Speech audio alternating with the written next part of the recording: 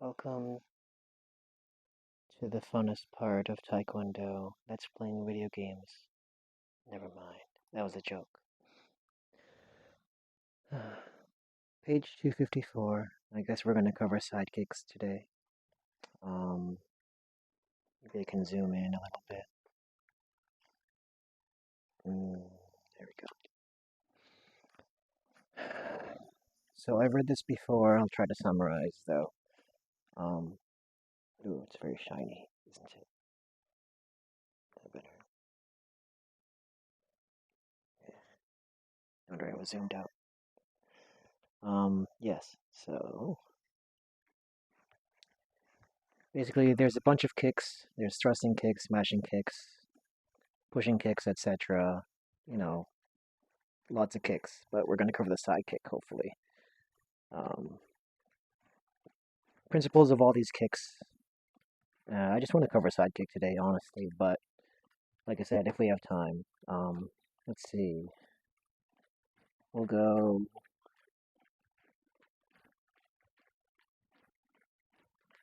body weight, strong stance. Okay. Side piercing kick. Let's go side piercing kick. Okay. So I don't know if you saw my last video, but it explained what the foot sword was. Basically, the bottom third of the outside of your foot. To simplify. Best for attacking your opponent at the flank, which is one of your sides. You can use it against the temple. Let's see. The temple, armpit, floating ribs, and neck artery. Philtrum, point of the chin, and solar plexus are secondary targets. That is a lot to cover.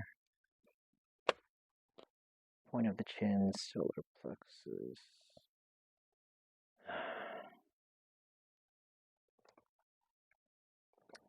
We might have to cover that later. You can use low, middle, or high piercing kicks. For a side piercing kick, 1. The attacking tool must reach the target in a straight line with a revolving motion. 2. Regardless of the stance, the foot sword must be brought to the inner knee joint of the stationary leg prior to the kick. 3. Keep the toes of the kicking foot face slightly downwards. The toes of the stationary foot point about 75 degrees outward at the moment of impact. 75 degrees outwards. I see.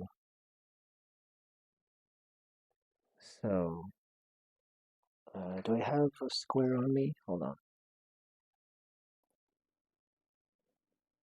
Okay, so I know you can't really see it, but I have this little doohickey. It pretty much tells you where 0 is, 90, and where's my pencil cut? Oh, here. 90 and 45. Alright. So here's 0, here's 90, which is straight, horizontal, and then here's 45, which is basically a diagonal.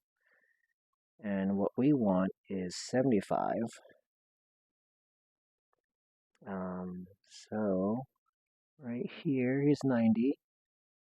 Tilt the foot down is 75. So yes, 75 degrees for the side kick, which is a very slight modification, or a very slight difference from 90, which is straight. So, geometry aside, let's move on. Let's see, number 4, lean the body away from the kick while maintaining balance. Do not kick diagonally, since this is a waste of power. 6, unless you're advised otherwise, execute a high punch while doing the kick, basically. And then 7, this one is kind of important. You have to pivot the stationary. Oh, you can't see, can you? There. You have to pivot the stationary foot, allowing the hip to rotate with the kick. All right. So here's a bunch of cheat sheets because I'm not going to appear on camera. I don't feel like it. I don't feel like it. Sorry. Boom. Prepare. Kick. Come back. And guard, I guess. Let's see. So this explains why you want to punch while you are kicking. You have a double side piercing kick, which I'm not going to explain. Well, it does, I mean, it's not that much. Just you can only attack 2 different spots, but they have to go, let's see, the targets have to go up or down vertically. Yeah, so double side piercing kick, only vertical kick is possible. Page 256. Let's see. I guess the point of the bending ready stance is to be able to block with the palm. You still cannot see that. Does this help? No. You still can't really see. It's super dark. How's that? Okay. Now light? Yeah, sure. So here, let's see. This one says incorrect. Attacked by the opponent before even executing a side piercing kick. Because his hands are at his waist. Can't execute the side punch with the forefist while kicking, and no defense is possible against the opponent's attacking tool.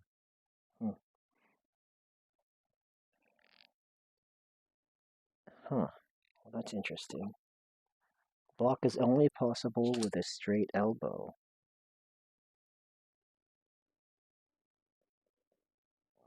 Although he blocks with a palm here.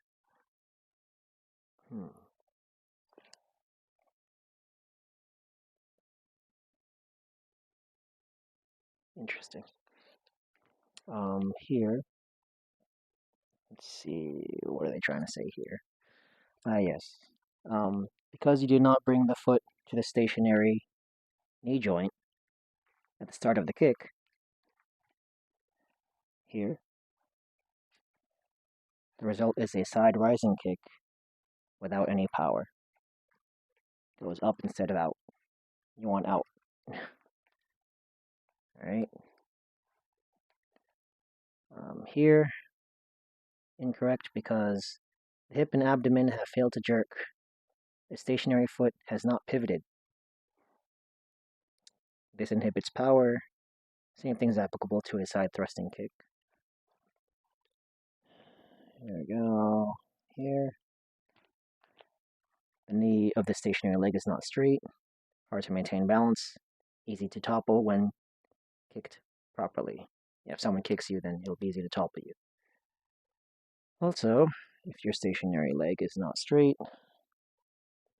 the knee joint of the stationary leg can be shattered easily by a pressing kick. I don't think we want our knees to be shattered, right? Also, you cannot defend if you're grabbed. I mean, a straight leg is basically a stationary leg. It's not going to bend, pivot, or it's not going to do anything. It's just going to be straight. Let's see. Try not to kick a opponent from the side. No, sorry. Try not to use a side piercing kick against a front-facing opponent. The attacking foot can easily be blocked. That's why. And, which results in you toppling easily, and you won't have any defense against a counterattack. Okay. Oh, you couldn't see that last part. There you go. Alright, down here. Alright, so this kind of the difference between a bending ready stance. Is it D? Well, except his arms are up. So this is kind of kind of a nitpick between ready stance, the ready stance A and D as far as the legs are concerned. So the back sole of the kicking foot is facing the ground instead of the stationary knee joint. The back sole is pretty much the um, the bottom of your heel, I should say, or the bottom of the back of your foot. So the foot sword reaches the target without twisting. The point of impact is near the toe edge instead of the foot sword. Thus, the kick is off focus. The foot sword is much stronger than the toe edge after all. Back piercing kick and side thrusting kick. I think we are not going to cover that. Let me think about it.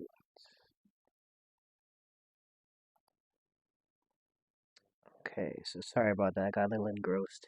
Um, so side thrusting kick and side pushing kick we're not going to cover today because we don't typically cover that in class. So let's see. Something we also don't really cover in class is how to block and what to block when you're blocking. All right. So bit of a tangent, but we're gonna go how to block a side piercing kick, basically. Um, so real quick, I was just cruising before I turn the camera back on, but you can block. Let's see, and I can't get the whole thing on the screen at the same time. It's unfortunate. Let's see here. We have